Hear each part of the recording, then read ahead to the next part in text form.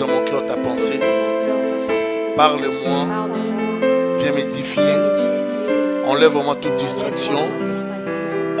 Au nom de Jésus. Je refuse la lourdeur sous toutes ses formes durant la parole. Au nom de Jésus.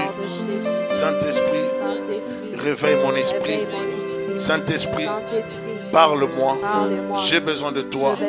Esprit de Dieu, viens me parler. Viens me révéler des choses cachées. Je t'appelle en ces jours. Jésus, j'ai besoin de toi. Manifeste ta grâce dans ma vie. Manifeste ta présence en ces jours. Parle-moi. Au nom de Jésus. Nous acclamons le Seigneur. Nous reprenons nos places. Alléluia. Amen.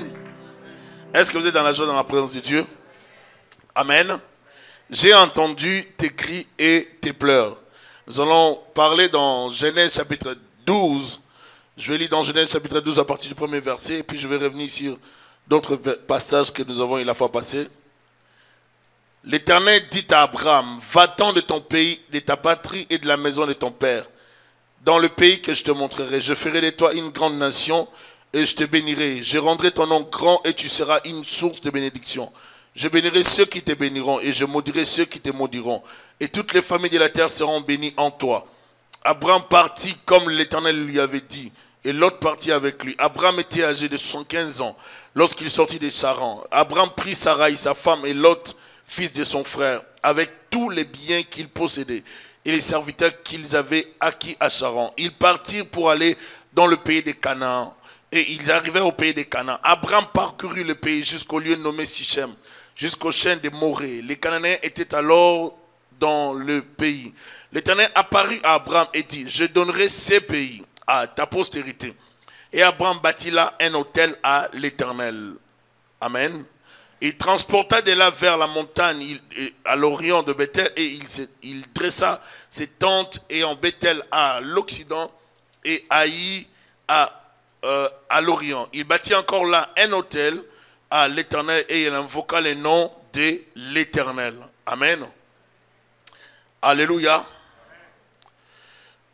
Je vais encore lire dans Genèse, toujours chapitre 13.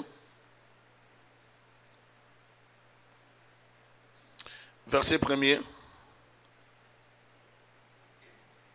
Abraham remontant d'Égypte vers le midi, lui, sa femme et tout ce qui lui appartenait et Lot avec lui. Abraham était très riche en troupeaux, en argent et en or. Il dirigea ses marches du midi jusqu'à Bethel, jusqu'au lieu où était sa tente au commencement, entre Bethel et Haï, au lieu où était l'autel qu'il avait fait précédemment. Et là, Abraham invoqua le nom de l'Éternel. Il est retourné là où il avait bâti l'autel que nous venons de voir dans le verset 8 du chapitre 12. Amen. Alléluia. Nous allons lire dans Exode chapitre 3, verset 1er à 9. Ou à 8. Exode 3. Est-ce qu'on peut lire ensemble? 1, 2, 3. Moïse de Jéthro, son beau-père, sacrificateur de Madian, et il mena les troupeaux derrière le désert et vint à la montagne de Dieu à Horeb. L'ange de l'Éternel lui apparut dans une flamme de feu au milieu d'un buisson. Moïse regarda et voici le buisson était tout en feu et le buisson ne se consumait point.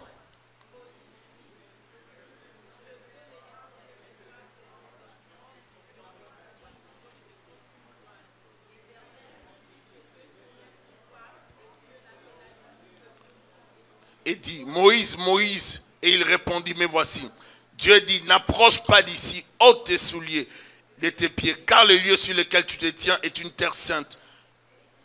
Et il ajouta, je suis le Dieu de ton père, le Dieu d'Abraham, le Dieu d'Isaac et le Dieu de Jacob. Moïse se cacha le visage car il craignait de regarder Dieu. L'Éternel dit, j'ai vu la souffrance de mon peuple qui est en Égypte. J'ai entendu les cris que lui font pousser ses oppresseurs, car je connais ses douleurs, je suis descendu pour le délivrer de la main des Égyptiens et pour le faire monter de ce pays dans un bon et vaste pays, dans un pays où coule le lait et le miel, dans les lieux qu'habitent les Cananéens, les Hétiens, les Amoréens, les Phérésiens, les Éviens et les Jébusiens. Voici les cris d'Israël sont venus jusqu'à moi, et j'ai vu l'oppression que leur font souffrir les Égyptiens. Maintenant, va, je t'enverrai auprès de Pharaon et tu feras sortir d'Égypte mon peuple, les enfants d'Israël. Moïse dit à Dieu, qui suis-je pour aller vers Pharaon et pour faire sortir d'Égypte les enfants d'Israël? Dieu dit, je serai avec toi et ceci sera pour toi les signes que c'est moi qui t'envoie. Quand tu auras fait sortir d'Égypte le peuple, vous servirez Dieu sur cette montagne. Alléluia. Alléluia. Nous sommes en train de parler de la prière. Nous sommes inspirés de ce que vous suiviez comme enseignement déjà sur la prière ici. Et j'ai voulu, n'est-ce pas, continuer dans cette optique pour nous maintenir dans la pensée de la prière. Amen. Et c'est important pour nous de savoir prier. La prière, c'est la clé de toutes choses. La prière, c'est la respiration de l'âme. La prière, c'est la vie normale d'un chrétien. Un chrétien ne fonctionne qu'à travers la prière. Un chrétien doit prier. Un bon chrétien doit avoir une vie de prière. Alléluia. Si tu ne pries pas, ça veut dire que tu n'es pas en relation avec Dieu. Il faut avoir la vie de prière. La prière, c'est la force du chrétien. On est des chrétiens non seulement parce qu'on porte le titre de chrétien, l'image de chrétien. On est des chrétiens par une relation. Nous entrons dans une famille. On est des chrétiens par rapport à une famille. Ici, nous avons lu dans Genèse 12, l'Éternel dit à Abraham, va-t'en de ton pays, de ta patrie, de la maison de ton père, dans le pays que je te montrerai. Je ferai de toi une grande nation et je te bénirai. Je rendrai ton nom grand, tu seras une source de bénédiction. Regardez ici les promesses de Dieu. Dieu d'abord commande à Abraham. Il dit, va-t'en de ton pays, de ta patrie, pour juste insister sur la même chose, sur l'ordre. De la maison de ton père, il précise encore, dans les pays que je te montrerai. Donc, il y a un ordre sans une précision dans l'orientation, dans l'envoi. Il n'y a pas une précision. Dieu ne lui a pas dit, va dans tel pays. Je ferai de toi, maintenant, il donne une promesse, une grande nation. Je te bénirai, je rendrai ton nom grand et tu seras une source de bénédiction. Écoutez, je ferai de toi une grande nation. Première bénédiction, déclaration, je te bénirai. Deuxième, je rendrai ton nom grand. Troisième, tu seras une source de bénédiction. Quatrième, je bénirai ceux qui te béniront. Cinquième, et je maudirai ceux qui te maudiront. Sixième, et toutes les familles de la terre seront bénies en toi. Septième. Donc Dieu fait des promesses à Abraham par rapport, n'est-ce pas, à l'avenir, par rapport à la destinée. Il dit, je vais te bénir, je vais bénir ta descendance, mais tu dois quitter, tu dois sortir. Il n'y a pas de bénédiction sans sacrifice. Il n'y a pas de bénédiction sans sacrifice. Si vous ne développez pas de sacrifice, vous n'entrerez pas dans votre bénédiction. Et par moments, la vie chrétienne devient monotone et fatigante. Et des fois, les gens n'ont même plus le goût d'être chrétiens, de venir à l'église, de prier. Pourquoi? Parce qu'ils ne vivent pas ce qu'on prêche. Et même plusieurs n'expérimentent pas la main de Dieu. Non parce que Dieu n'est pas vrai, non parce que Dieu n'est pas Dieu, mais parce qu'eux-mêmes sont des blocages par rapport à leur bénédiction. Tout le monde prie, tout le monde parle à Dieu, tout le monde connaît le Seigneur, tout le monde a sa façon d'avoir une relation avec le Seigneur. Mais Dieu ne répond pas à tout le monde. Dieu répond à ses enfants qui sont dans une relation d'alliance avec lui. Alléluia. Mes enfants biologiques vont recourir auprès de moi pour me demander des choses que je suis censé leur donner. Parce que c'est moi leur père biologique. Amen. Les enfants de frère Claude ne peuvent pas aller déranger, n'est-ce pas, le frère Benjamin Lofo pour qu'il puisse leur acheter un nouveau lit par exemple. Pourquoi? Parce que ce n'est pas lui leur père. Vous êtes d'accord avec moi? Ils vont demander au frère Claude ou à la sœur Mado. Pourquoi? Parce que ce sont eux les parents. Donc, c'est normal pour les enfants de réclamer des choses auprès de leurs parents. Vous ne pouvez pas quitter chez vous pour aller réclamer auprès d'un autre parent ou bien du voisin. Oh, mais tu es comme mon père, prends soin de moi si tu peux. Il ne va pas le faire, il va te trouver même débile, il va croire que tu as un souci. Pourquoi? Parce que pour lui, tu n'es pas de sa filiation, tu n'as rien à revendiquer. Ne peuvent revendiquer dans cette famille que les enfants de la famille. Si tu n'es pas de la famille, tu ne peux pas revendiquer l'héritage. Un père meurt, il laisse l'héritage aux enfants. Ils doivent se partager entre 4 ou 5 ou 6. Mais si tu es en dehors de cette famille, tu ne peux pas réclamer. Si tu oses réclamer, c'est vraiment beaucoup de courage. Et je peux t'encourager d'essayer, mais tu verras toi-même que tu seras ridiculisé et humilié. Pourquoi? Parce que tu n'es pas de la famille.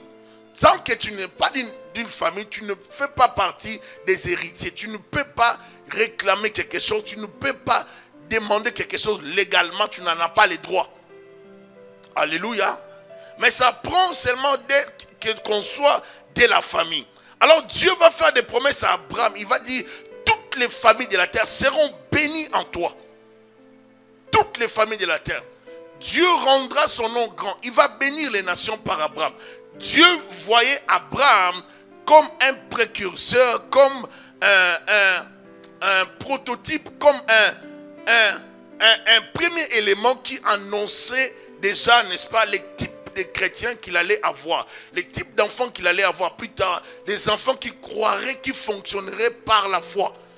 Abraham était ce type. Abraham n'était pas juif.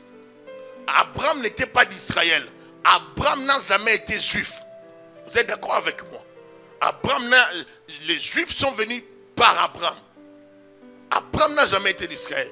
Donc, on ne peut pas dire que notre bénédiction dépend de Jacob. Notre bénédiction dépend directement d'Abraham.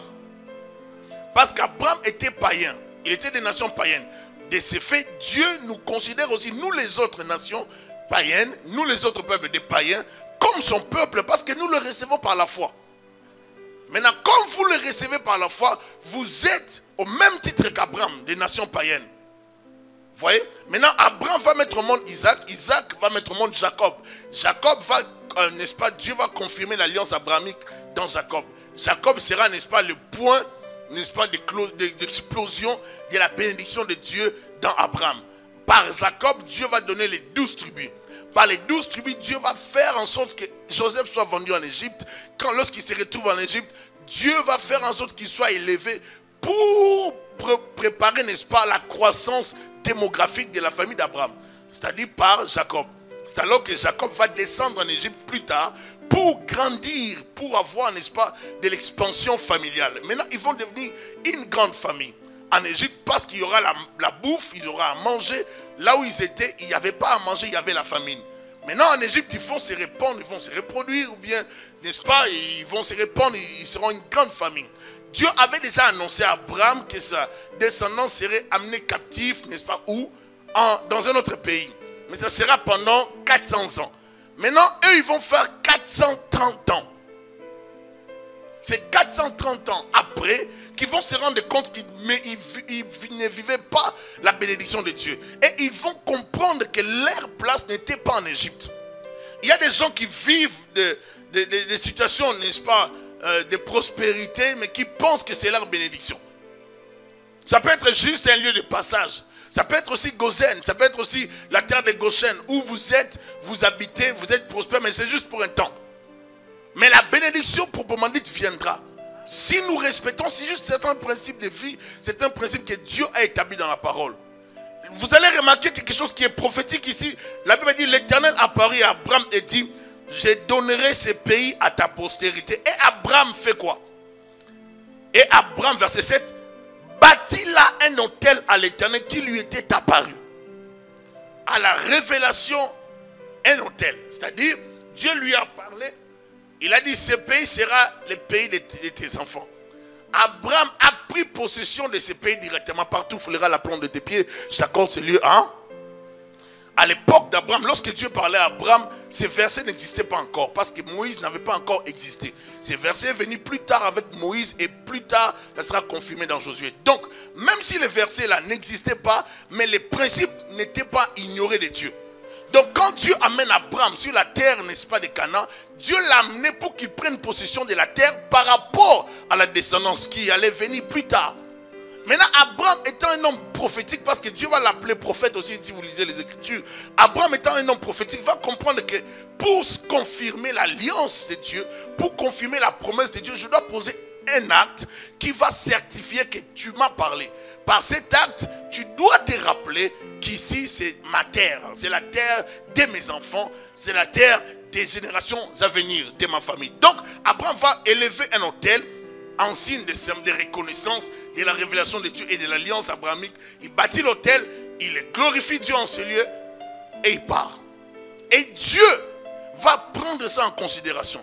Parce qu'il faut savoir que dans l'alliance avec Dieu, l'homme finit par mourir, mais Dieu ne meurt pas. La garantie de l'alliance que nous avons avec Dieu, c'est que Dieu est dans la partie qui ne meurt pas, dans la partie éternelle. L'homme est dans la partie immortelle. Comme Dieu reste dans la partie éternelle, Dieu est fidèle à ses promesses. Il se rappelle toujours de son alliance et de ses promesses jusqu'à 1000 générations. Souvenez-vous des prodiges qu'il a fait, de ses promesses, de toutes ses paroles. Dieu n'oublie pas ce qu'il déclare à une personne. Alléluia. Maintenant, lorsque les enfants d'Israël se retrouvent en Égypte, Dieu a vu qu'ils avaient déjà, qu'ils s'étaient déjà multipliés. Mais ils ne criaient pas encore, ils ne pleuraient pas. Alors plus tard, ils vont commencer à crier, ils vont commencer à murmurer, ils vont commencer à pleurer, ils vont commencer, n'est-ce pas, à gémir et Dieu va voir. Alors Dieu, qu'est-ce qu'il va faire?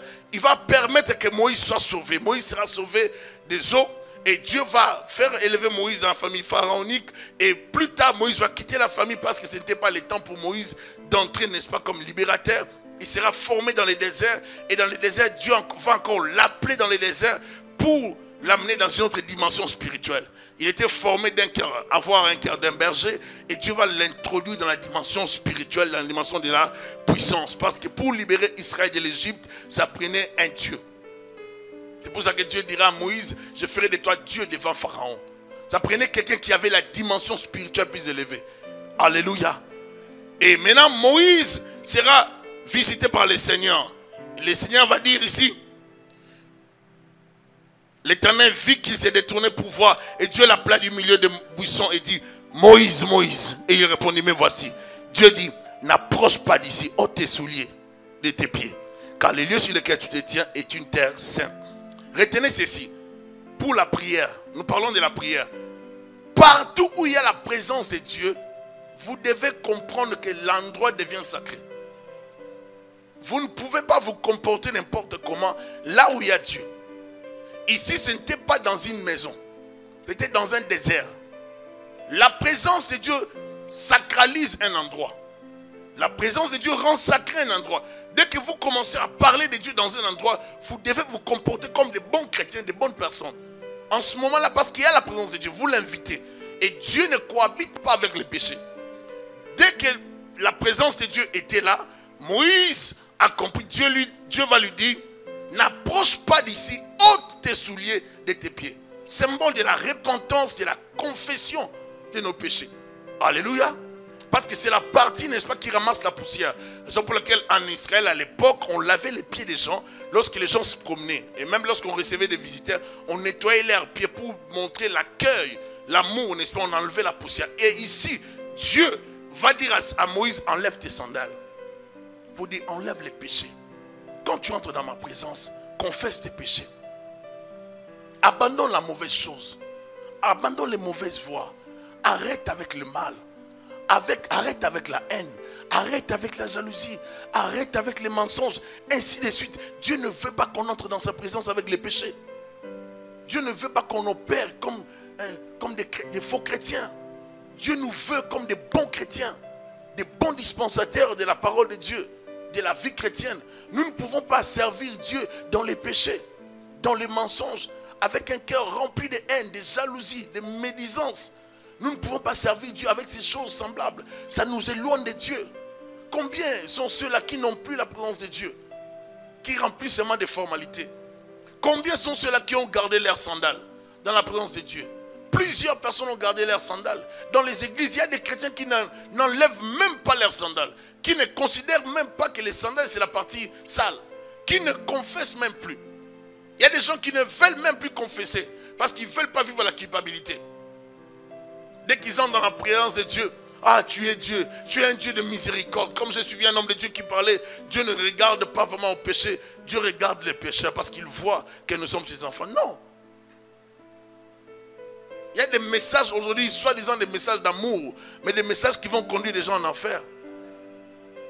Faites attention avec un messager qui vous parle des choses, mais qui ne vous éloigne pas de Dieu, qui ne vous éloigne pas du péché. Lorsqu'on prêche, l'évangile doit toujours nous éloigner du péché.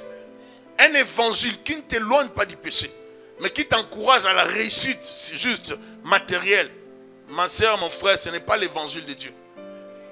Peu importe la personne qui le prêche, ce n'est pas la parole de Dieu.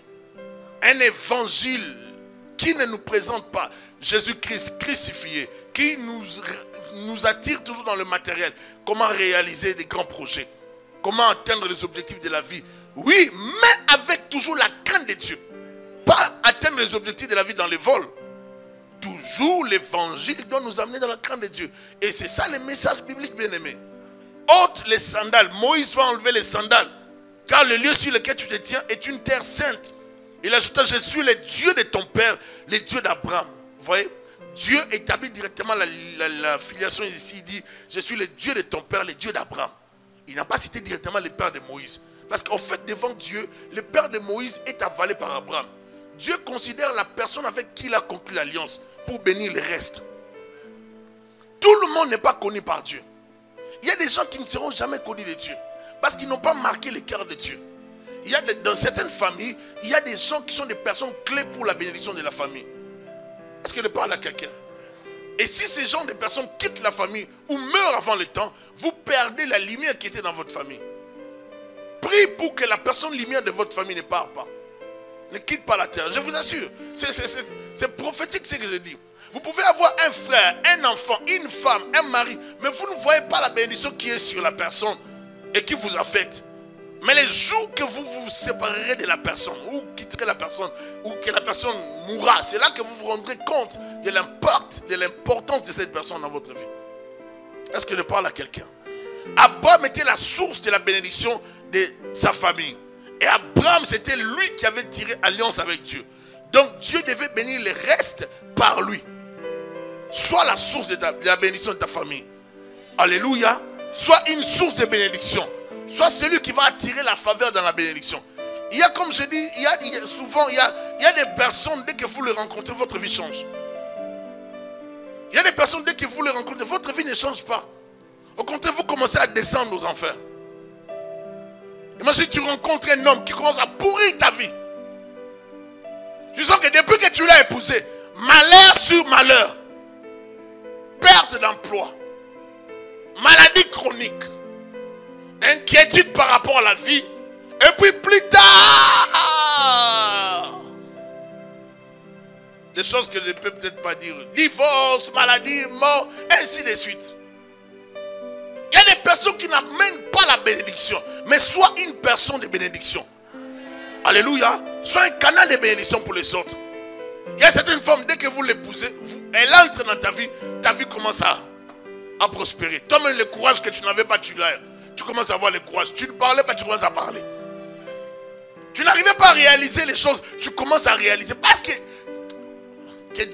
j'ai dit aux jeunes, à rencontrer les personnes de votre vie. Ne rate pas la bénédiction. N'entre pas en relation avec une personne qui va pourrir ta vie. Pourrir. J'ai dit pourrir. Oh oh. Parce que la plupart du temps, les gens voient, ah, elle est belle. La beauté, je disais à un jeune homme, hein, la beauté, ce n'est pas les formes. Excusez un peu. Ce n'est pas ça. La beauté, ce n'est pas ça. La beauté, c'est d'abord aussi le cœur.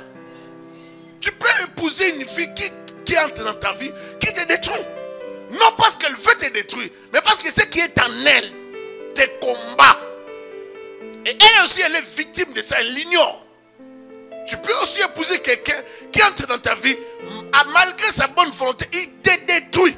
Tous les jours, il te fait souffrir. Tous les jours, tu regardes, mais il ne peut pas mourir pour que je puisse. Parce qu'il n'est pas une bénédiction, que Dieu te donne la bénédiction de ta vie. Au nom de Jésus-Christ. Que Dieu te donne l'homme de ta vie, la femme de ta vie. Que Dieu te donne la joie dans ta maison. Alléluia. Que s'il y a des problèmes dans ce genre, que Dieu répare à cause de ton engagement dans son service. Alléluia. Tout est récupérable dans la foi. Est-ce que je parle à quelqu'un? Tout est récupérable. Vous pouvez toujours récupérer les choses. Nous avons vu Abraham, lorsqu'il est retourné de l'Égypte, il est revenu seulement sur ses pas. Là où il avait bâti l'autel. Très important. Vous pouvez vous rappeler de vos souvenirs, de vos actes du passé. Si aujourd'hui, vous ne voyez pas la main de Dieu, vous pouvez vous rappeler de ce que vous avez eu à faire pour Dieu. Seigneur, souviens-toi d'hier, j'avais fait ça pour toi. Mais il y a des gens sur leur histoire de vie. Il y a 0. Service 0. Donner 0. Prière N-O-N. Non. Rien. Donc devant Dieu, rien. Seigneur, et il pleure seulement. Seigneur, tu m'aimes. Oui, il t'aime. Il a déjà envoyé Jésus. Il t'aime déjà. Mais ça ne suffit pas seulement ça. Il ne faut pas être un chrétien qui demande trop.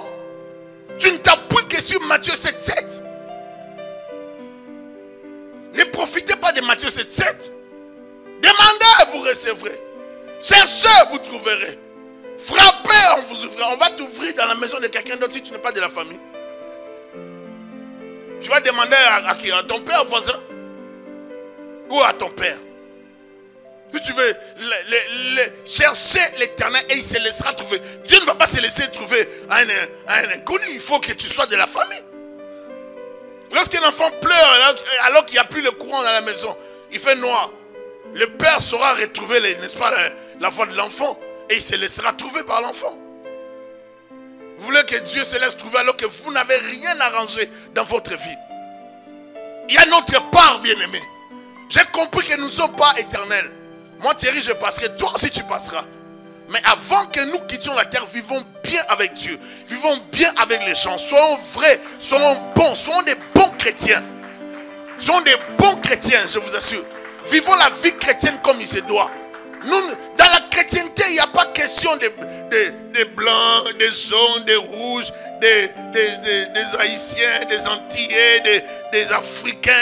Il n'y a pas question de ces choses. Des arabes. Non, nous sommes un en Jésus. Parce que nous tous, nous avons un seul père. Abraham. Abraham, c'est notre père à tous. Nous croyons par la foi et Abraham est notre père.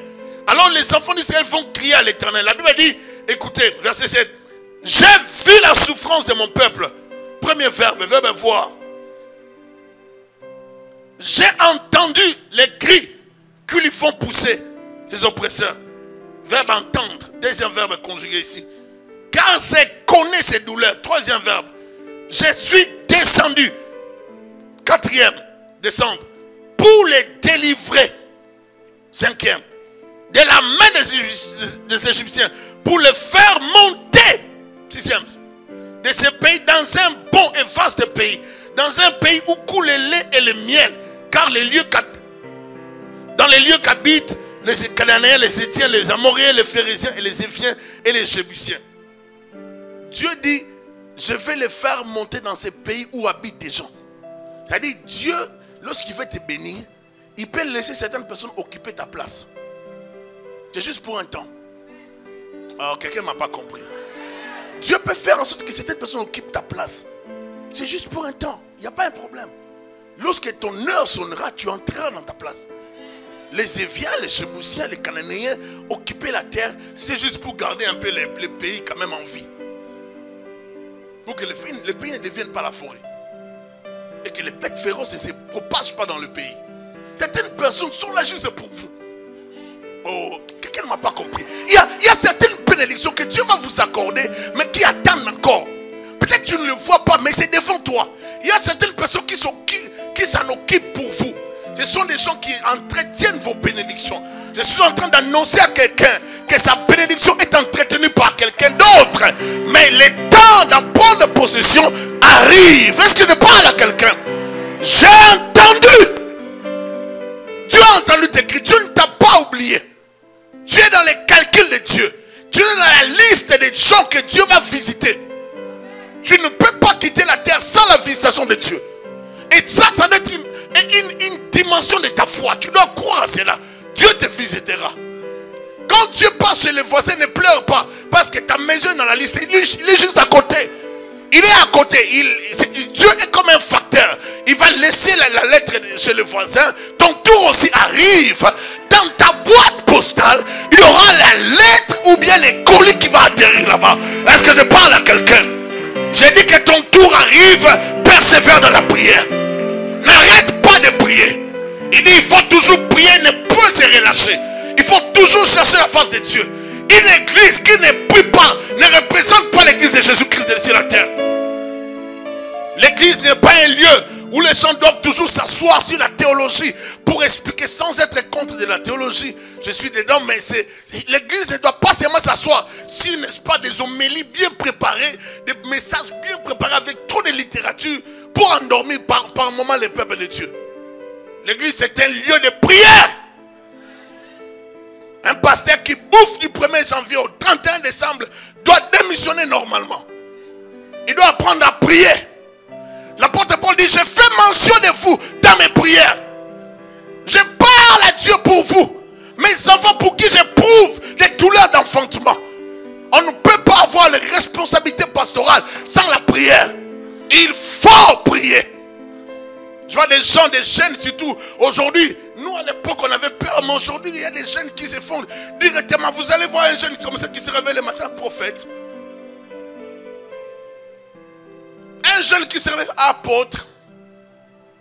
Un jeune, il ne maîtrise pas la Bible. Il n'a vraiment pas la Bible dans la tête. Il n'a pas vraiment toute la parole. Mais il cherche le message sur internet. Il t'attend prophète, apôtre. Bien aimé, il y a un désordre dans le milieu chrétien. Raison pour laquelle nous faisons trop de dégâts. Trop de dégâts. Dieu n'a pas besoin de ça. Bien aimé, si nous cherchons d'abord à grandir en Christ, les titres là viendront après. Ça ne doit pas être une préoccupation pour toi. Développe la vie de prière. J'ai fonctionné à un moment donné avec un homme de Dieu que j'ai connu en Europe. Lui, il ne voulait pas de prière. Oh, mais on organise un temps de prière. Non. Prions. Il ne veut pas de jeunes. Il ne veut pas de jeunes. Surtout jeune. Il ne veut même pas entendre parler de ça. Lorsque vous organisez les temps de jeûne, lui va tout faire pour que vous puissiez arrêter les jeûnes et qu'on mange. Je vous assure qu'il va tout faire. Et on ne voyait pas ça. Après un temps, on s'est rendu compte avec les bien-aimés. Et non, mais les messieurs n'aiment pas la prière. Et plus tard, ça bardait. Il était de l'autre côté, au fait. Il était dans la sorcellerie. Vous voyez? Il y a des infiltrés dans le milieu chrétien. Vous voyez, quelque part, on ne veut pas la prière, on ne veut pas jeûner, on ne veut pas la crainte de Dieu. On vous présente seulement comment réussir, comment réaliser des projets, comment bâtir des entreprises. Qu'est-ce que j'ai à foutre avec une voiture? Excusez un peu mon français. Qu'est-ce que j'ai à faire avec une maison? D'abord, est-ce que ce n'est pas l'éternité qui est important? Pour nous chrétiens, qu'est-ce qui est important? Ce n'est pas l'éternité ou bien c'est les biens matériels. Mais les païens ont réussi plus que nous. Il y a des païens qui ont des biens de ce monde, nous on n'en a même pas. Il y a des païens qui meurent, qui laissent des millions. Il y a plusieurs façons d'avoir des millions. Notre préoccupation, ce n'est pas d'abord les millions, c'est les royaumes des cieux. D'être en bonne relation avec Jésus. C'est ça la préoccupation d'un bon chrétien. Un bon chrétien ne cherche pas d'abord la gloire, ça fait une gloire. Il cherche d'abord la relation avec Dieu. Es-tu en relation avec Dieu? Le peuple s'est mis à crier parce qu'ils étaient en relation avec Dieu. Israël n'a pas prié hors des contextes. L'Israël n'a pas prié hors de l'alliance. Il a prié dans l'alliance. Dieu exauce la prière de ses enfants. Est-ce que tu es fils ou fille de Dieu? Quelle est ta relation avec le ciel? Est-ce que le ciel te connaît? Des gens qui ne prient jamais, même 30 minutes. mais qui se plaignent à tout bout de champ. Dieu ne m'a pas exaucé. Si c'est comme ça, je vais prendre une nouvelle décision. Des gens qui changent même des milieux ecclésiastiques pour rien. Il y a des raisons de changer, de quitter une église. Mais les gens qui quittent l'église juste pour rien parce qu'ils sont appris qu'un homme de Dieu est atterri dans la ville. Des bébés spirituels. Un homme de Dieu est atterri dans la ville. Je dois quitter l'église pour aller prier là-bas. Mais vous sachez, il y aura un autre homme de Dieu. Parce que Dieu va susciter des jeunes et des hommes de Dieu qui seront plus puissants encore. Donc si toi tu es habitué à bouger parce que tu apprends qu'il y a un pasteur dans la ville, tu n'as pas grandi. Parce qu'il y a encore d'autres serviteurs qui vont venir, que Dieu a réservés, qui sont puissants encore. Oh, est-ce que je me fais comprendre? Nous n'avons pas encore connu des hommes de Dieu puissants. Dieu va sortir encore. Il y a même d'autres serviteurs de Dieu qui vont sortir dans la ville ici. Oh, je vous assure. Vous pouvez regarder un jeune homme, vous pensez qu'il ne sera pas un puissant homme de Dieu. Non, Dieu peut commencer à l'utiliser comme pas possible. Donc dans la réserve de Dieu, il y a toujours des ministres qui vont venir. Il y a toujours des prophètes, des pasteurs, des apôtres, des grands hommes de Dieu, des gens avec beaucoup de miracles qui vont sortir. Mais si ta vie chrétienne dépend des miracles, c'est que tu n'as pas la maturité, tu n'as pas grandi. On reconnaît un bon chrétien par la connaissance de la parole. Alléluia. On ne reconnaît pas un chrétien par le mouvement des miracles ou des prophéties. J'ai appris, lui il donne trop les prophéties. Mais il donne les prophéties, est-ce qu'il craint Dieu? Une femme mal, quelqu'un m'a appelé. Pasteur, est-ce que tu peux me brancher avec telle personne afin qu'il prie pour moi? J'ai besoin d'entendre Dieu. Je dis, Seigneur Jésus, aide-nous, Seigneur l'Église. On a un problème.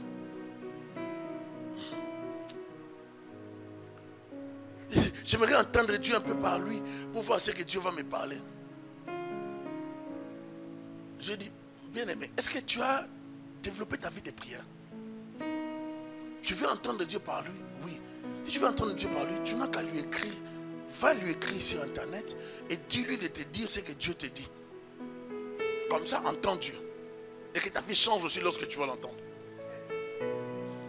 Vous allez vous rendre compte que par moments, nous les chrétiens, nous amenons les bêtises dans la chrétienté. On veut que Dieu nous parle pour rien. Mais nous ne développons pas la vie de prière. Vous allez voir des gens qui viennent, qui vont dans les églises, non parce qu'ils veulent un changement, mais parce qu'ils sont vraiment émerveillés. Lorsqu'on dit qu'il y aura prophétie, il y aura délivrance. Je vais aller. Mais toi-même, change ta vie de prière. Est-ce que je parle à quelqu'un? Développe ta relation avec Dieu avant de courir après des miracles. Tu vas te faire imposer les mains par un démon. Est-ce que je parle à quelqu'un?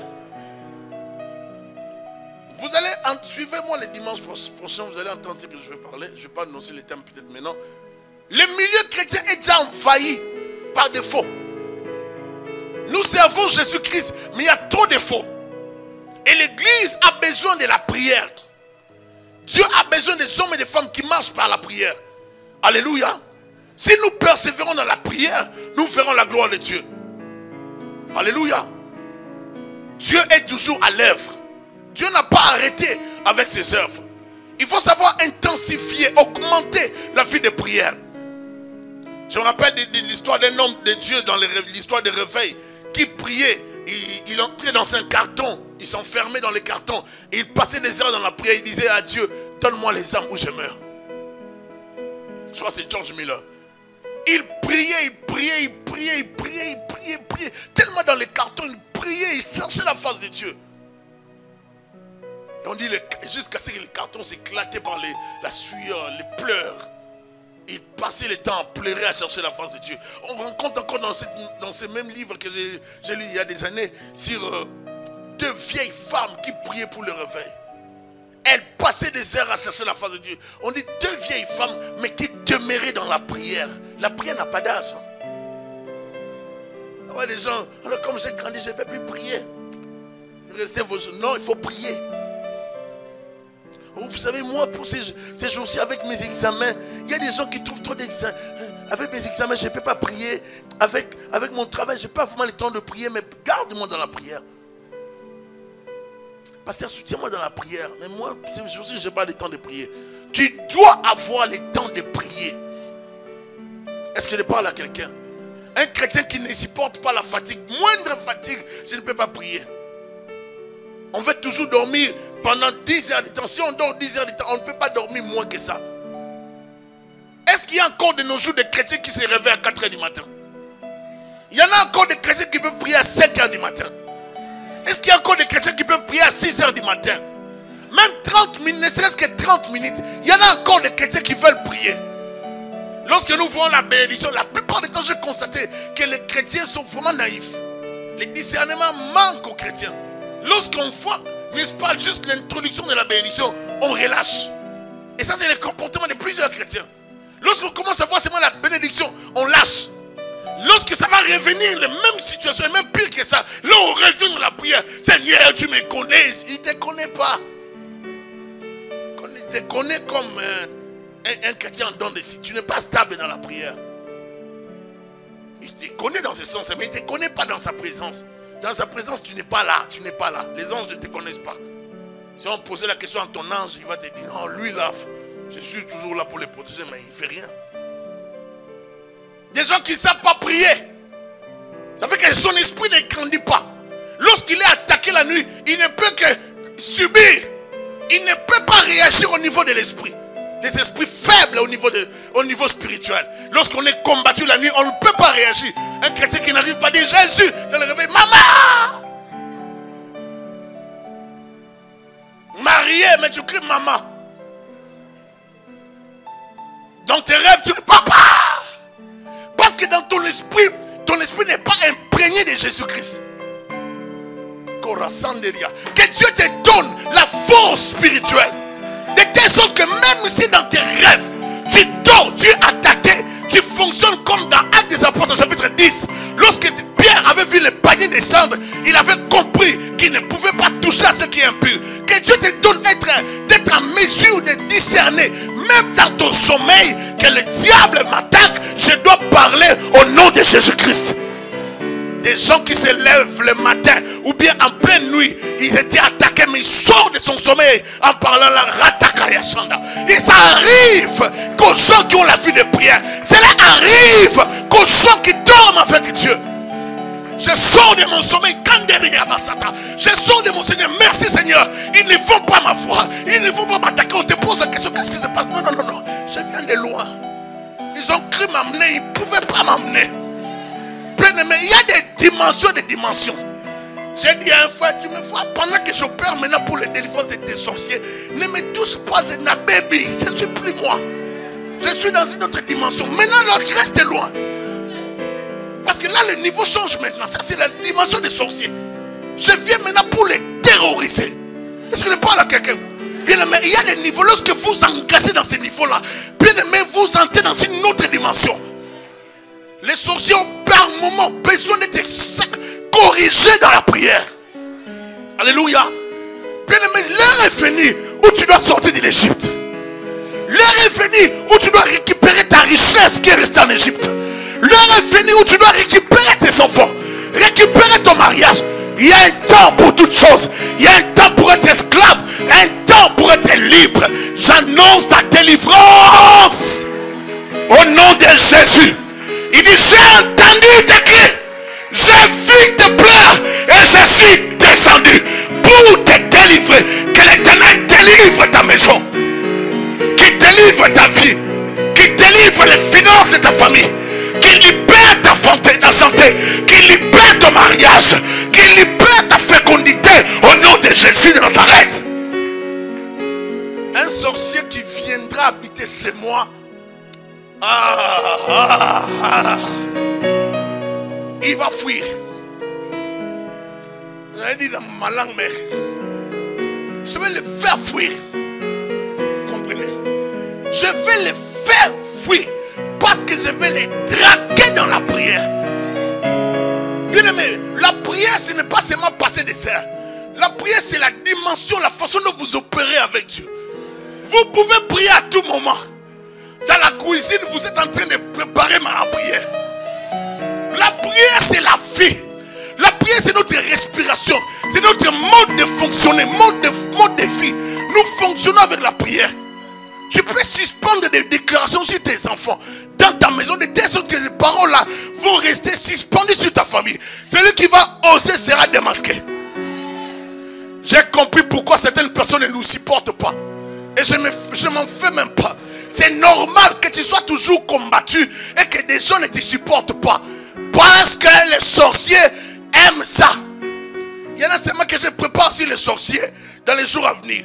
Comment comprendre les sorciers? Les sorciers, lorsqu'ils voient que tu les déranges, ils feront tout pour te détruire, te salir, te discréditer. Ça, c'est l'arme fatale des démons, des sorciers. Et plusieurs personnes tombent dans ça. Vous allez voir des gens commencer à vous haïr, à vous détester. Vous ne savez pas pourquoi. Eux-mêmes ne savent pas pourquoi, mais ils sont envoûtés. C'est le combat de la sorcellerie qui te suit.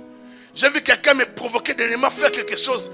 J'ai regardé, comme le Seigneur m'avait déjà averti d'éviter de réagir. J'ai regardé, j'ai dit, ah, tu ne m'auras pas. Tu ne m'auras pas. J'ai dit, tu ne m'auras pas. Je te demande de ne pas ça. Fais ça. Tu ne m'auras pas. Je sais que je ne te combats pas. Je combats celui qui est derrière toi. Je ne te combats pas. Mais tu ne m'auras pas. J'ai refusé de quitter la terre bêtement par la sorcellerie. Ce n'est pas mon niveau. Les sorciers peuvent devenir des cancrelats, je les écrase. Moi, j'avance. Je ne peux pas devenir un insecte. Je ne peux pas devenir dans ces niveaux-là. Moi, je suis dans la dimension de Dieu. Nous sommes dans la dimension de Moïse. Nous opérons à la dimension de Dieu. Dieu nous regarde comme des dieux. Je ne peux pas descendre au niveau des insectes, des animaux. Je suis dans la dimension supérieure. Les Égyptiens que vous voyez, vous ne les verrez plus. L'heure de la délivrance de quelqu'un arrive. Je t'annonce une saison de la visitation divine. Que l'Éternel te soit favorable. Il dit, j'ai entendu tes cris, j'ai vu tes pleurs, je suis moi-même descendu. Il descendra pour ta famille. C'est pour cela que vous voyez des femmes qui ne veulent pas quitter l'église. On dit, oh, vous les femmes, vous êtes faibles. Vous n'êtes pas faibles, vous êtes fortes. À la résurrection, les hommes restaient dans leur chambre haute. Mais c'est les femmes qui ont quitté pour aller voir Jésus, pour aller dans la tombe. Que Dieu bénisse les femmes de la promesse. Vous êtes fortes. Vous êtes fortes. Vous êtes fortes. Avec vous, on en fait beaucoup. Non, je l'ai dit, hein. Bon, les hommes aussi, vous savez. Mais non, pas dans les mauvais sens. Je suis en train de bénir les sœurs. Soyons pas seulement jaloux. Vous aussi, ça viendra. Alléluia. La prière soulage et renforce notre esprit. Par moments, pleurer nous libère des soucis. Mais il faut pleurer devant celui qui nous entend. Il faut pleurer. Que des gens qui ne pleurent pas. Vous savez que quelqu'un, on dit prions. C'est comme si tu dors à l'église. Et si on vient vérifier, tu ne pries pas. Des chrétiens qui n'ont pas la vie de prière, mais qui veulent servir Dieu. Raison pour laquelle vous voyez plusieurs sont devenus des fétichismes dans l'église. On veut chanter avec une onction diabolique. On veut prêcher avec une onction diabolique. On veut prophétiser avec des incisions sur la langue.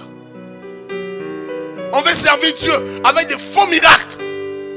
On paye $100 à gauche. Comme ça on amène la personne comme un estropié. Et puis la personne va crier, ah, je suis guéri. Miracle arrangé. Nous sommes arrivés dans un monde où tout le faux est entré dans l'église. Mais l'heure est arrivée où le serpent de Moïse va confondre les serpents de Pharaon.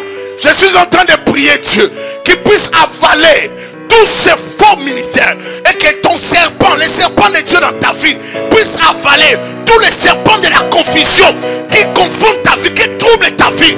Que ton serpent à toi puisse les avaler au nom de Jésus, afin que ta vie soit dans la clarté, que la confusion s'arrête au nom de Jésus.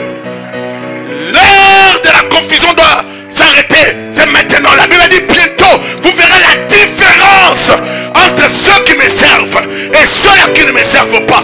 Bien aimé, il y aura un temps où vous connaîtrez la vérité et la vérité vous rendra totalement libre.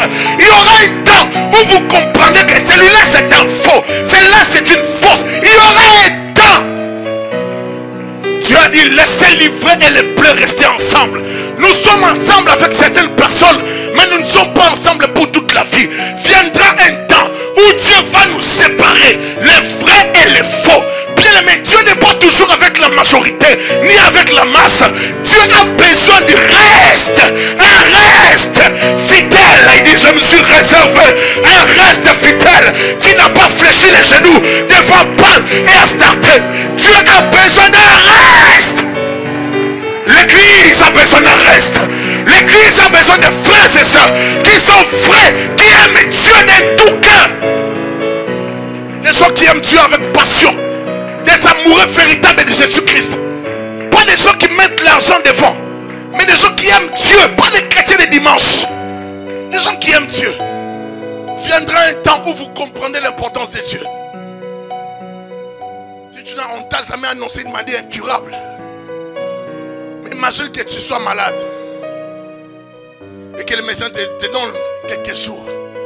J'assure que tu vas en venir à l'église. Parce que je peux avoir la clé de l'église.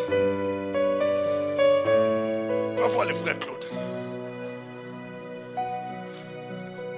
Est-ce que ces jours-ci, on ne peut pas organiser encore les prières du matin comme on le faisait de 8h à midi? Non. Je suis occupé un peu. Mais si toi tu veux, tu peux aller. Ces jours-ci, je me préoccupe un peu d'autres choses. Mais j'ai prié à la maison quand même. La prière peut t'amener à faire des provisions. C'est que plusieurs ne comprennent pas. On vous demande de prier. Vous ne voulez pas faire des provisions. La prière fait des provisions. La Bible dit devant le trône de Dieu, il y a des coupes de parfums qui sont les prières des saints. La prière demeure devant le trône de l'Éternel. As-tu des prières dans la banque de Dieu? Est-ce que tu as une prière qui parle devant Dieu pour toi? Est-ce que la présence de Dieu te reconnaît? Quelle est la dernière fois que tu étais seul dans ta chambre et tu as fermé la porte? Sans Facebook Messenger à côté. Suivre tous les pasteurs qui passent en live ou en direct sur internet ne garantit pas ton salut. Ça ne garantit pas ton salut. J'ai vu quelqu'un écrire, parler d'un homme de Dieu que j'aime beaucoup, j'apprécie au Congo. Et il parle de lui, un grand homme de Dieu, Dieu le seul qui... Non, il n'est pas le seul. J'ai dit, il n'est pas le seul. C'est un bon serviteur de Dieu, mais il n'est pas le seul. Nous sommes nombreux. Depuis que nous avons quitté l'Afrique, quelqu'un me disait, non, vous savez, c'est en Afrique qu'on prie beaucoup. J'ai dit, non, c'est toi qui rêves. Moi, je viens de l'Afrique là. Je prie toujours comme j'étais là-bas. Je prêche toujours plus que même quand j'étais là-bas. C'est pas parce qu'on est en Afrique qu'on est plus. Non, non, non, non, bien aimé. Tout dépend de la discipline. Alléluia. Un frère me disait, Thierry, le jour qu'on sera en Occident, tu sais qu'il y aura du lait. Thierry, le lait. Ah, Thierry. Mon cher, comme il y aura du lait, je t'assure que les jeunes là, je jeûne, je sais qu'il y aura du lait après. Mais toi qui dors avec des bois de lait dans la maison, tu ne veux même pas jeûner. Des crèmes, des yaourts, des yop. Tu ne bois pas, tu ne veux même pas plutôt jeûner. Il y a des gens qui veulent arriver là où tu es. La prière nous permet de traverser certaines situations sans dépression. Est-ce que je parle à quelqu'un? Tu as des soucis, au lieu de te confier à tout le monde parce qu'ils vont se moquer de toi. Entre dans la prière. Ils vont en profiter. Certaines personnes n'ont pas le droit à connaître tes faiblesses. Va en parler à Dieu. Sois ferme dans la prière devant Dieu. Ne sois pas fragile devant Dieu. Il me fait ça, il me fait ça. Dès que tu finis, c'est bon. Tu sais qui m'a appelé? Démon! Et elle va t'appeler ma copine de dedans. Quel dedans?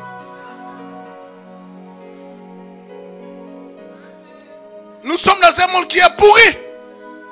Celui qui te sourit là, c'est la personne qui se moque de toi. Confie-toi à l'Éternel. Mets en lui ta confiance et il agira. Confie-toi à l'Éternel. Pleure devant Dieu. Pleure devant Dieu. Expose tes problèmes à l'Éternel. Prends ton cœur, répands-le devant Dieu. Ne te confie pas à tout le monde. Tu seras déçu.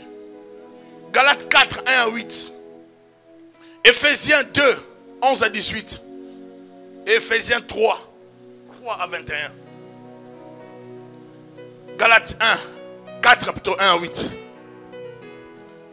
Or, aussi longtemps que l'héritier est enfant, j'ai dit qu'il ne diffère en rien d'un esclave, quoi qu'il soit le maître de tout. On peut continuer. Que la grâce et la paix vous soient données. Verset 2. Verset 2 de Galates.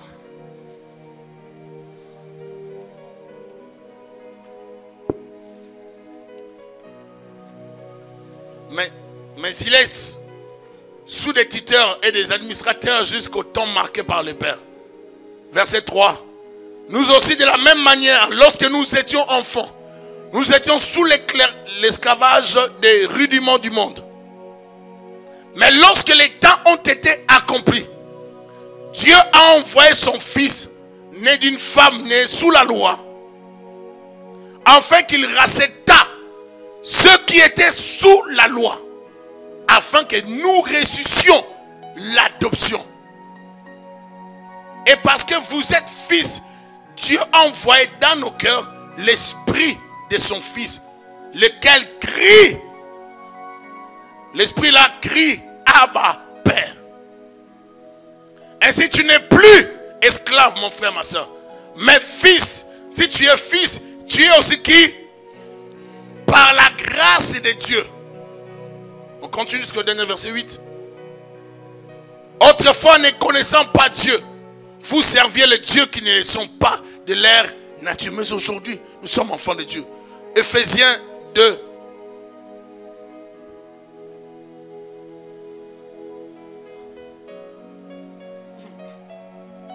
Nous venons de voir que aussi longtemps que l'héritier sera un enfant, il ne diffère en rien d'un esclave. Donc, il faut quitter la position d'enfant. Vous étiez morts par vos offenses et par vos péchés. Ephésiens 2, 11 à 18. 11 à 18.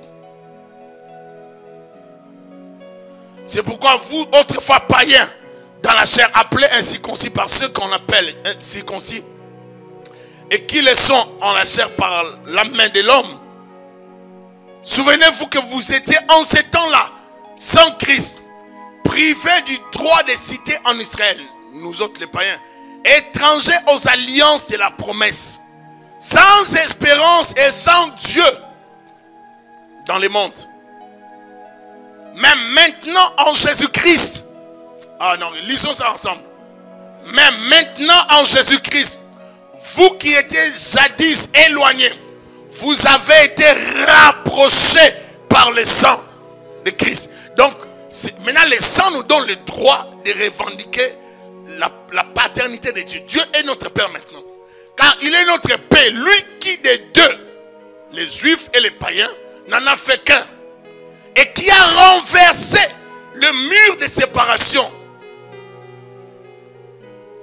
L'inimitié.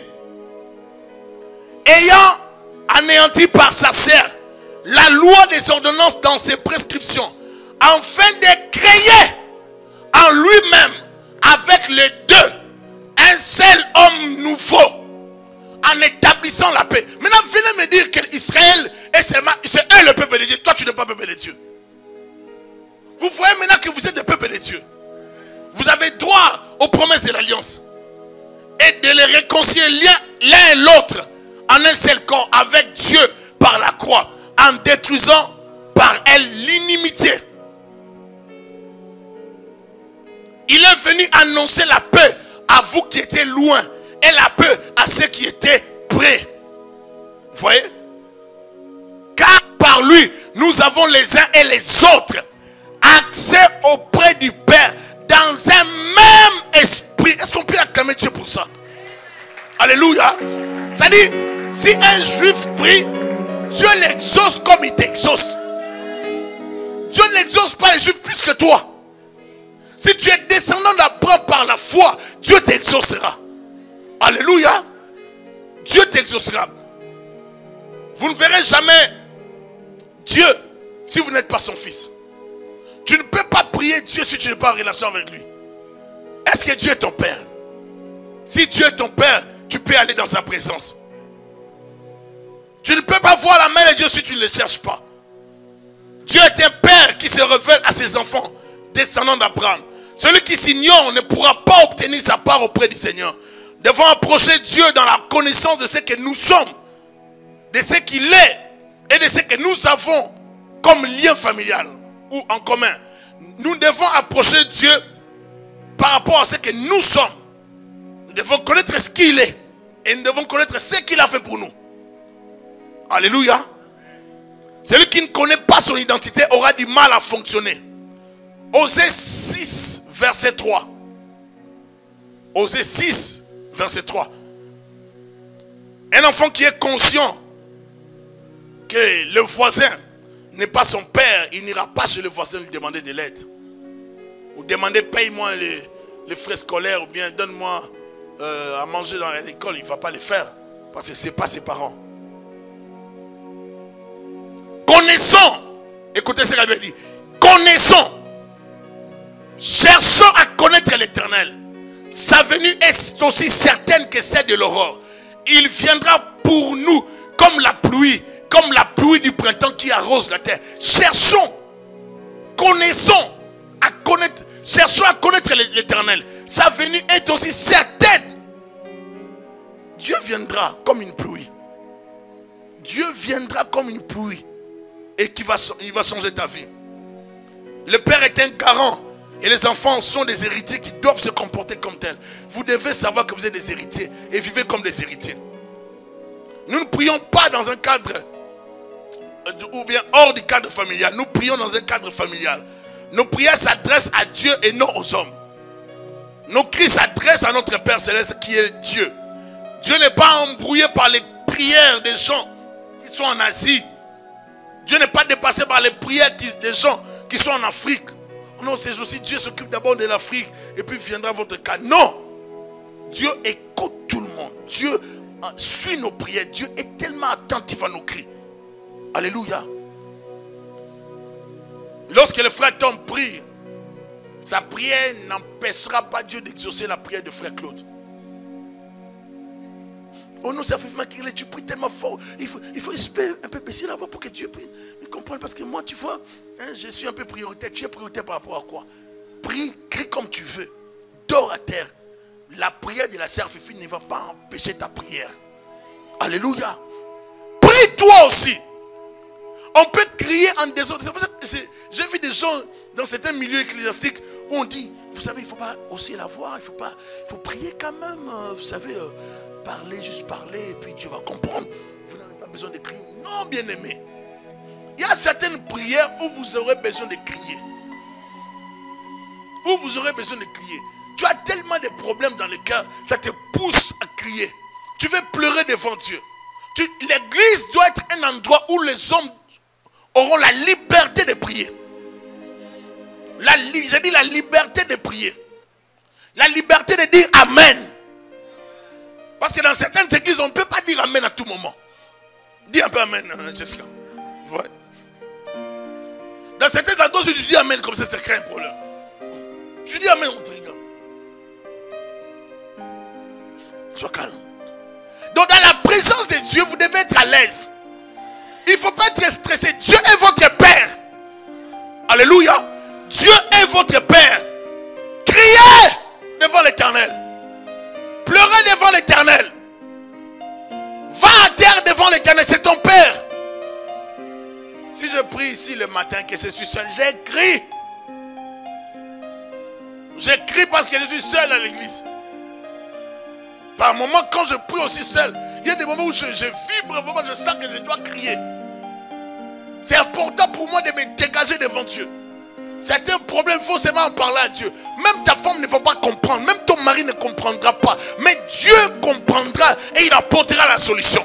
Certains problèmes, tu en parleras à quelqu'un, la personne sera dépassée. Mais la solution, c'est d'amener les problèmes auprès de Dieu pour avoir la réponse lorsque tu parles à quelqu'un. Il faut apprendre à prier. Jérémie 50, verset 4 nous pousse toujours à prier. Il est temps de chercher l'Éternel jusqu'à ce qu'il vienne. Il est temps d'invoquer son nom. Il est temps de chercher l'Éternel. En ces jours, en ces temps-là, dit l'Éternel, les enfants d'Israël et les enfants de Juda reviendront ensemble. Ils marcheront en pleurant et ils chercheront l'Éternel leur Dieu. Ils marcheront en pleurant et ils chercheront l'Éternel leur Dieu. Des fois, chercher Dieu, ça prend des pleurs.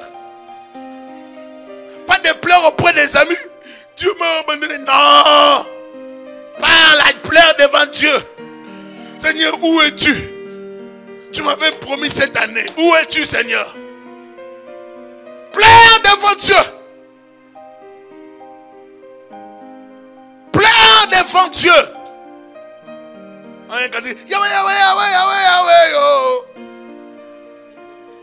Mais pleure devant Dieu. Mets des cantiques d'adoration. Pleure dans la chambre. Tu veux t'agenouiller. Mets-toi à genoux. Tu veux dormir. Dors, mais pleure devant Dieu. Sois libre de pleurer devant Dieu. Je ne veux pas que mon mari soit pauvre. Pleure devant Dieu. Lui, il prospère là-bas. Il croit que c'est l'argent pour avoir d'autres femmes. Non. C'est toi qui produis l'argent. Pleure devant Dieu. C'est pour ça que vous voyez certains maris ne pas quitter leur femme. Parce que lui-même dit, mon argent c'est ma femme. Quel est ton secret? Ce n'est pas Livio. Mon secret c'est la prière de ma femme. En Afrique il y avait une publicité lorsque ça passait à la télévision. Il y a une femme qui préparait, n'est-ce pas? À l'époque lorsqu'on était des enfants. Et préparant, on l'a posé la question. Quel est ton secret? Elle disait Livio. Livio c'est les gens de... c'est une marque en fait d'huile. Elle disait mon secret c'est Livio. Mais non, ce n'est pas ça notre secret. Notre secret, c'est la prière. Alléluia. Commence à prier dans ta maison. À travers tes pleurs, l'Éternel, Dieu te répondra. Et il te fera du bien. Il faut prier. Lorsqu'un malheureux crie, l'Éternel l'entend. Et le délivre de toute cette détresse. Il faut prier. Des fois, il faut crier. Pleurer. Osée 10, verset 12. Il faut savoir prier. Il faut savoir chercher la face du Seigneur. Osée 10, 12. Il faut prier. S'aimer selon la justice. Moissonner selon la miséricorde. Défrichez-vous un champ nouveau. Il est temps de chercher l'Éternel. Jusqu'à ce qu'il vienne. Et répande pour vous la justice. Dans d'autres versions on écrit. Et répande pour vous la pluie. Il est temps de chercher l'Éternel. Jusqu'à ce qu'il vienne. C'est-à-dire tant qu'il n'est pas venu. Cherche-le. Version Darby, je crois, c'est écrit jusqu'à ce qu'il vienne et qu'il répande pour vous la pluie. Tu as besoin de la pluie. En Israël, il y avait deux types de pluie. La pluie de la première et de l'arrière-saison. La pluie représente toujours la bénédiction. Lorsqu'elle atterrit, c'est pour bénir ta vie, changer ta vie. Ta prière doit attirer la pluie. Ta prière doit provoquer la pluie de l'Éternel. Tu as besoin de la prière. Est-ce que je parle à quelqu'un? Il faut prier, ma soeur, mon frère. Il ne faut pas arrêter de prier. Même si ça ne marche pas, continue de prier. Ça va fonctionner. Proverbe 18, 21, elle avait dit, la mort et la vie sont au pouvoir de la langue. Quiconque l'aime en mangera les fruits. Lorsque tu pries, développe la confession aussi. Deviens positif dans tes paroles. Ne parle pas dans la médiocrité. Parle avec la foi. Ne parle pas dans l'incrédulité. Proverbe 18, verset 21. Ecclésiaste 11, verset 6. La Bible dit, dès le matin, sème ta semence. Et le soir, ne laisse pas reposer ta main. Car tu ne sais point ce qui réussira.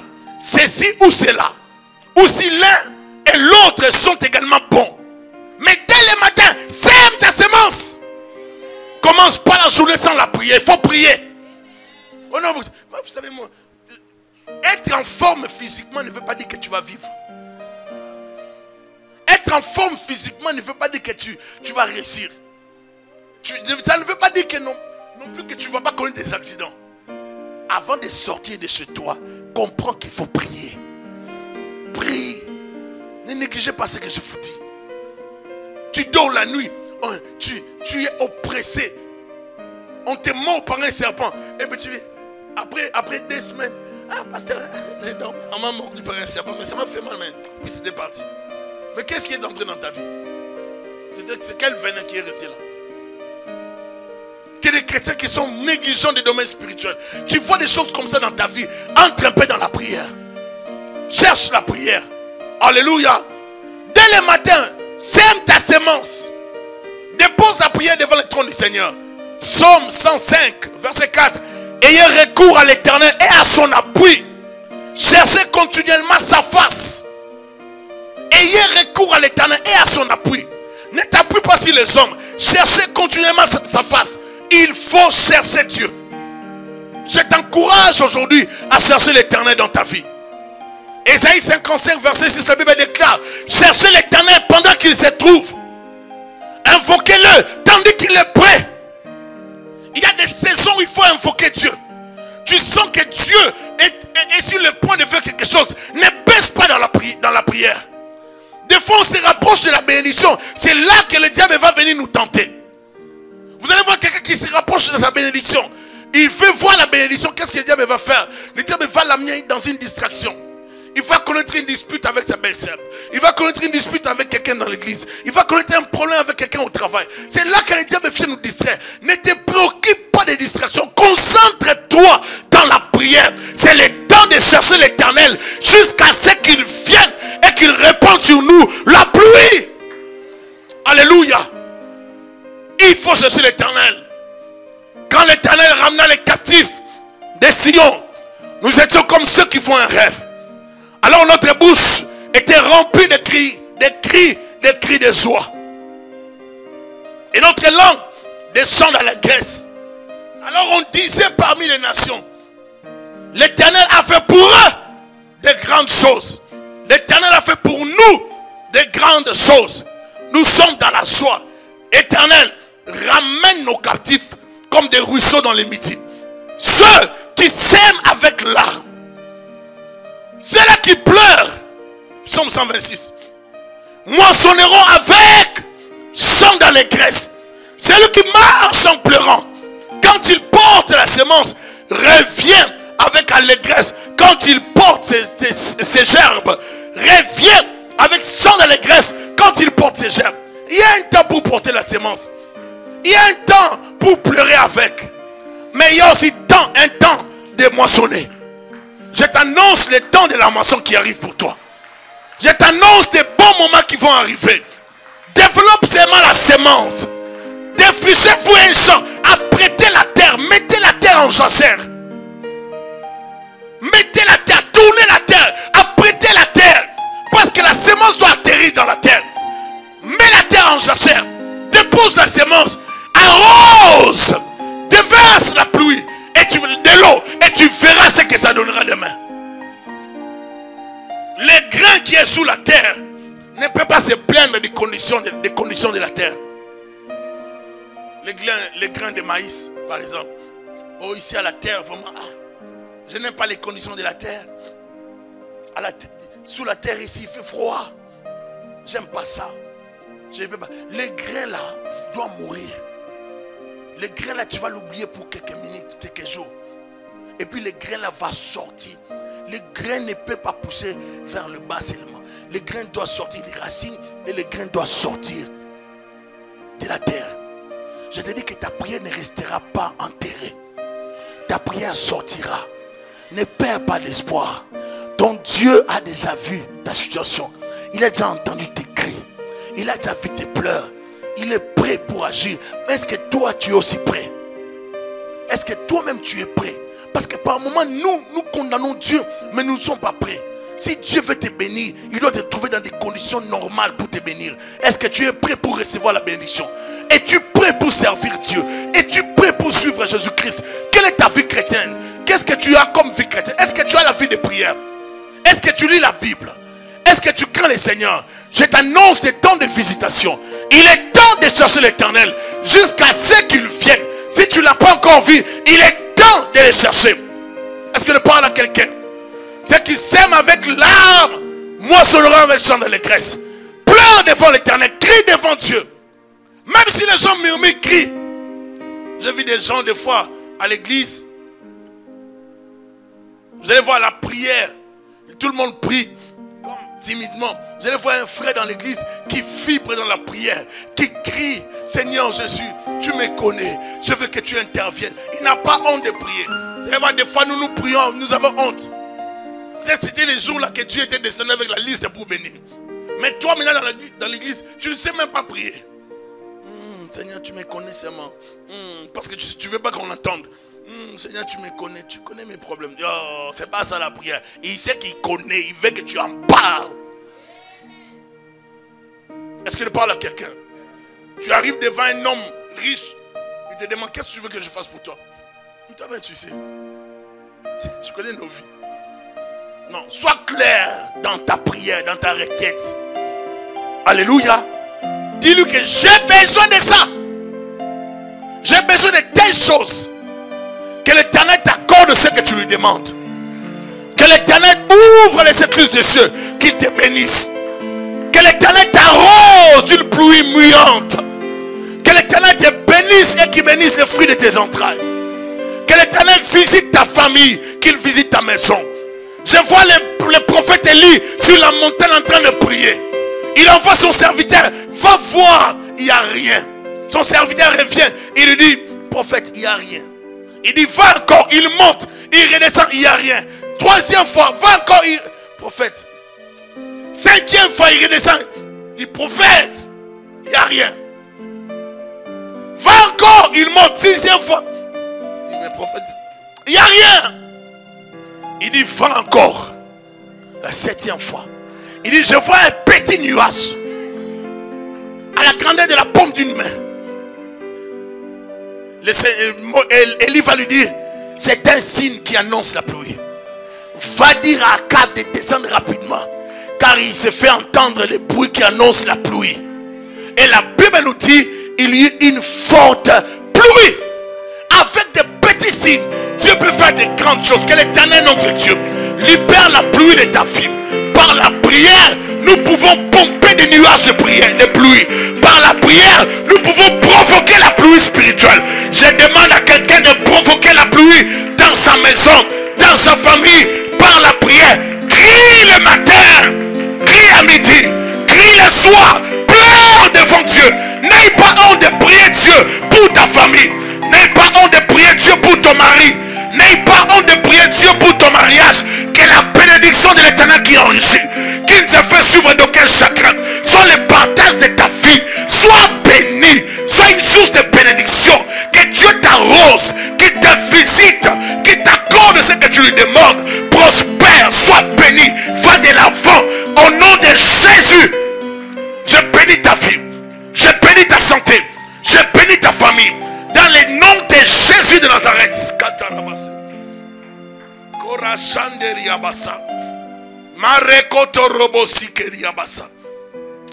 Dans le nom de Jésus. Je déclare la bénédiction de Dieu dans ta vie. Je déclare que tu n'es pas sous la malédiction mais sous la bénédiction. Je déclare qu'aucun malheur ne t'arrivera. Tes enfants seront sécurisés et protégés. Je déclare que ta maison est une adresse de l'Éternel. Que Dieu visite ta maison. Je déclare que ta famille est protégée. Je déclare que tes biens sont sécurisés. Que la santé de ta famille est protégée au nom de Jésus-Christ. Que l'Éternel vous soit favorable. Qu'il combatte ceux qui vous combattent. Qu'il soit l'ennemi de vos ennemis. Au nom de Jésus-Christ de Nazareth. Qu'il t'accorde la supériorité. L'Égypte n'est pas ta place. Vous devez sortir de là. Au nom de Jésus de Nazareth.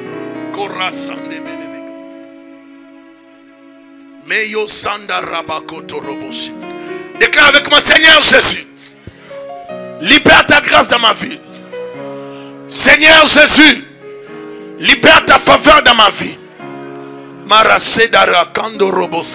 Viens me couvrir par ton esprit. Par ta présence. Je t'appelle en ce jour. Jésus, libère ta présence dans ma vie. Change ma vie. Change ma vie. Change ma vie de prière. Accorde-moi la force de la prière. La force de gêner. De chercher ta face. Et tends ta main dans ma vie. Au nom de Jésus. Père, libère ta gloire. Père, libère ta faveur. Manifeste-toi dans ma vie. Et tends ta main sur moi. Au nom de Jésus. Au nom de Jésus.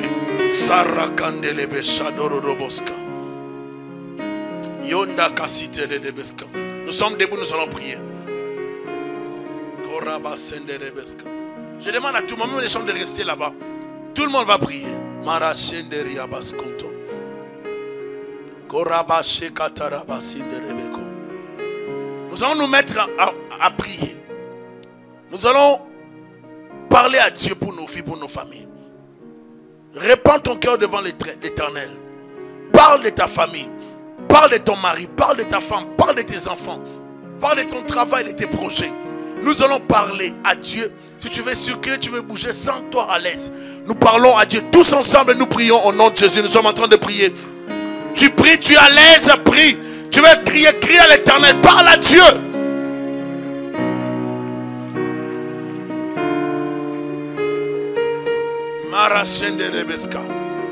Je vais te voir prier dans la liberté.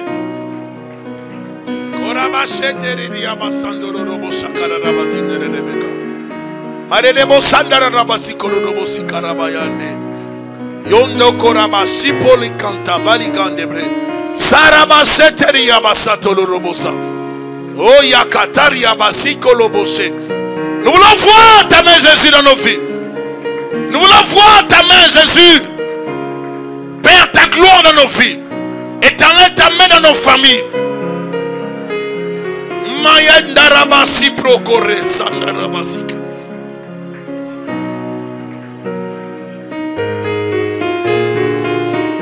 Manderebe sadarabasi dorobosa. Sens-toi à l'aise de parler à Dieu. C'est le moment où les chrétiens comprennent l'importance de parler à Dieu. C'est le moment où il faut parler à Dieu. Tu es fils de la promesse. Tu es héritier de la promesse. Tu ne pries pas en dehors de l'alliance. Tu pries comme fils de Dieu. Comme fille de Dieu. Demande à ton Père Céleste d'agir dans ta vie. Qu'il t'ouvre les écluses de cieux. Qu'il te soit favorable. Blarasadariga. Maregando robosada ikanto roboshi. Meyanda rabasi de Rebecca. Manderebe sapara kante bedelebes. Mayo sata karibas konto. Mande broko rababababababashi. Mande bora kante berigande bla sato roboshi. Oraba sikeria soto robosa. Nous demandons à Dieu d'intervenir dans nos familles. Viens répandre ta pluie de bénédiction dans nos vies, dans ma famille, pour la vie de ma soeur, de mon frère. Marekatoraba seperias kante baliga. Jésus, nous avons besoin de toi. Satera maye karaba sinderebosa. Alléluia. Uraba sekeria sotorobos kante benene. Père, nous avons besoin de ta grâce. Nous voulons voir ta main dans nos vies, Jésus. Nous voulons vivre ta main sur nous. Nous voulons expérimenter ta gloire et ta grâce. Éternel Dieu des armées, viens nous faire du bien. Si patarika telemo sandarabasata. Mama maropo kataria baske. Que la gloire de Dieu couvre ta vie. Que la gloire de Dieu couvre ta maison. Que la gloire de Dieu soit sur toi. Mande korabasi teberedebesa. Que la gloire de Dieu soit sur toi.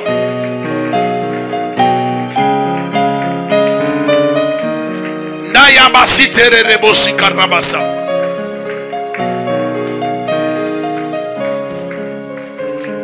Mande reboshi karabasito.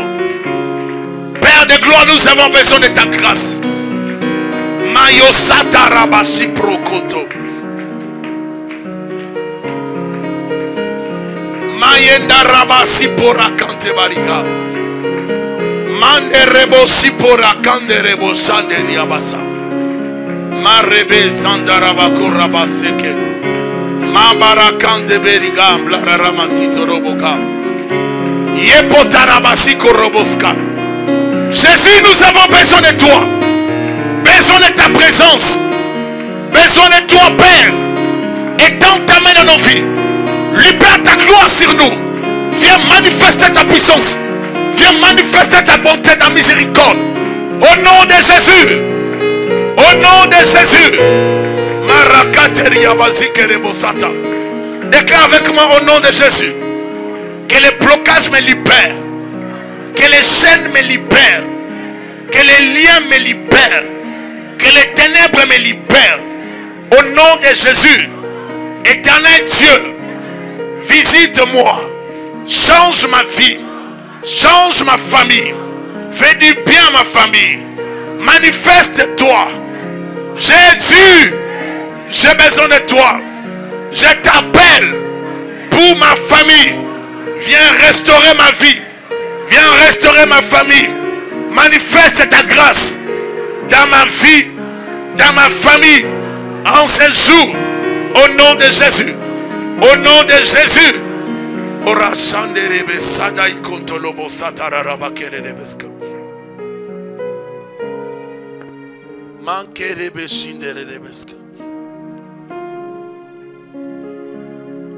Le Seigneur me demande de prier et de prononcer des paroles pour l'église. Fais-lui ta face sur ton peuple. Élève des frères et des sœurs dans plusieurs domaines de la vie. Ouvre les écluses des cieux sur nos vies. Et que ceux-là qui sont aux études finissent leurs études sans problème au nom de Jésus-Christ. Que les portes de finances puissent s'ouvrir au nom de Jésus-Christ. Et loin de cette église, la mort, la maladie, les maladies dites incurables au nom de Jésus-Christ. Nous recommandons nos vies, nos activités à venir entre tes saintes mains. Nous te prions, grand Dieu, de manifester ta grâce et ta bonté sur nous. Je déclare la bénédiction de l'Éternel qui enrichit, qui ne se fait suivre. Donc il y a un chagrin dans ta vie au nom de Jésus. Ne sois jamais la queue, mais sois la tête. Ne sois jamais les derniers, mais sois les premiers. Que 1000 tombent à côté, 10 000 à ta droite, ne sois jamais ébranlé au nom de Jésus. Que le Seigneur t'arrose d'une huile sainte. Que le Seigneur te bénisse au nom de Jésus. Qu'il te soit favorable dans le nom de Jésus. Ulrich, tu peux venir ici devant. On va prier pour toi.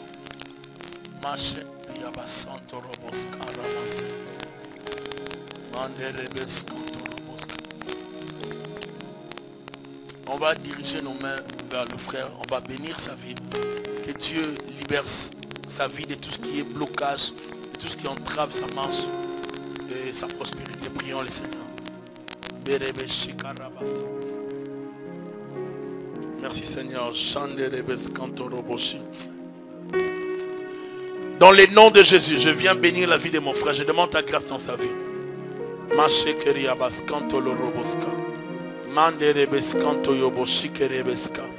Au nom de Jésus-Christ de Nazareth, je bénis ta vie. Je bénis ta vie, ta destinée. Que le Seigneur te soit favorable dans le nom puissant de Jésus-Christ. Écoute-moi mon frère. Je te vois devant des livres et je vois une calculatrice à côté de toi.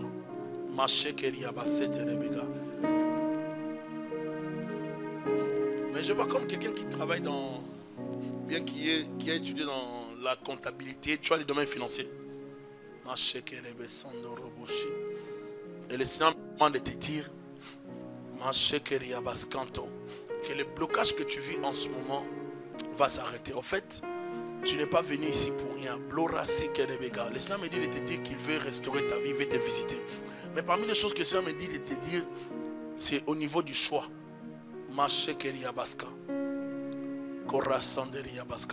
Tu ne dois pas négliger le domaine du choix. Tu ne peux pas te marier avec n'importe qui, sinon tu vas éteindre ce qui est en toi. Le Seigneur me dit qu'il va te bénir financièrement. Afin de changer quelque chose comme une loi qui pèse dans ta famille. Au nom de Jésus-Christ de Nazareth. Je libère la faveur de Dieu dans ta vie. Reçois cette grâce au nom de Jésus-Christ de Nazareth. Alléluia. Mon frère Ulrich, qu'est-ce que tu as fait comme étude? Informatique. Le Seigneur me dit qu'il va te bénir. Mais évite de faire n'importe quel choix de la femme de ta vie. Tu comprends ça? Prends ça au sérieux. Dieu va te visiter. Frère Papi, tu peux venir.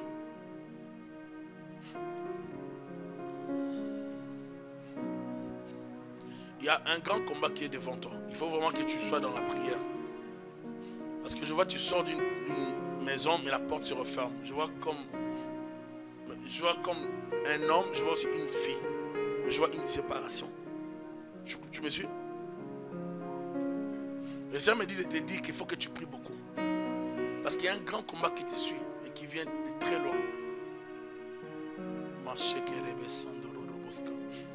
Il faut que tu pries. Parce que si tu pries, ta réussite sera dans ce pays. Si tu ne pries pas, tu auras beaucoup de combats par rapport à ton séjour dans ce pays. Il faut que tu pries beaucoup. Il faut que tu marches avec le Seigneur. Parce que Dieu t'a déjà choisi. Tu as la grâce de Dieu dans ta vie. Mais il faut que tu te consacres dans la prière. Il faut vraiment que tu sois dans la prière. Dieu veut que tu sois dans la prière. Est-ce que tu me suis, mon frère? Merci Seigneur. Il faut que tu pries. Parce qu'il y a trop de combats. Et dans les jours à venir, il y aura encore beaucoup plus de combats dans ta vie. Dans les jours à venir ici, il y a plus de combats dans ta vie, mais il faut que tu pries.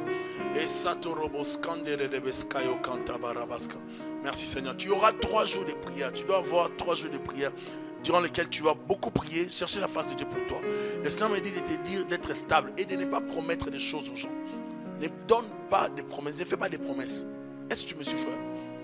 Ne fais pas des promesses aux gens. Parce que c'est là que tu auras beaucoup de combats. Tu me suis? Ne fais pas des promesses. Si quelqu'un te demande quelque chose, ne promets rien. Est-ce que tu me suis? Parce que tu auras les appels des promesses. Et ces appels-là vont te créer des problèmes.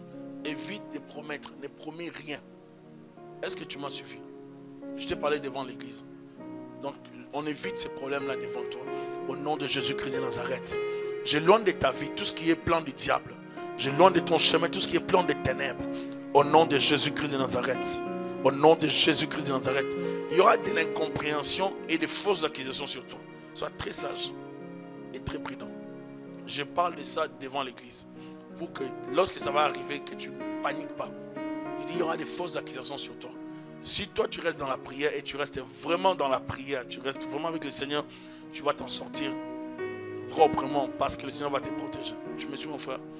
Que la bénédiction de Dieu soit sur toi, que le Seigneur t'accompagne et qu'il éloigne de ton chemin tout ce qui est plan de l'ennemi. Je détruis et je combats les esprits des familles qui te suivent, qui te cherchent, qui veulent te ramener dans la case du départ. Au nom de Jésus de Nazareth, j'éloigne de ton chemin tout esprit qui exerce la force de la pesanteur sur toi. Au nom de Jésus de Nazareth, que la bénédiction de Dieu se repose sur toi. Que la faveur de Dieu soit sur toi. Dans le nom de Jésus. Dans le nom de Jésus. Reçois la grâce de Dieu. Sois béni, mon frère. Sois béni, mon frère riche. Sois béni au nom de Jésus-Christ. Est-ce qu'on peut acclamer le Seigneur?